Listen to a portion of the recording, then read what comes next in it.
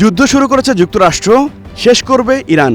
ইরানি অভিজাত বাহিনী আইআরজিসির এই বক্তব্যেই পরিষ্কার হয়ে যায় যে মার্কিন প্রেসিডেন্ট ডোনাল্ড ট্রাম্প যে যুদ্ধবিরতির ঘোষণা দিয়েছেন তা একেবারেই মূল্যহীন।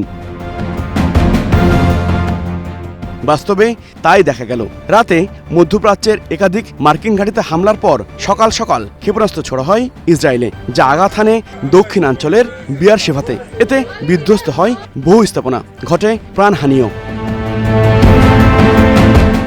তেল আবিবকেও ইরানি ক্ষেপণাস্ত্রের লক্ষ্যবস্তু করা হয়েছে। ইসরায়েল কর্তৃপক্ষ বলছে একবার নয়, বেশ কয়েকবার দফায় দফায় হামলা চলেছে। তাই নিরাপদ আশ্রয়ে অবস্থান করতে বাসিন্দাদের সতর্ক করা হয়েছে।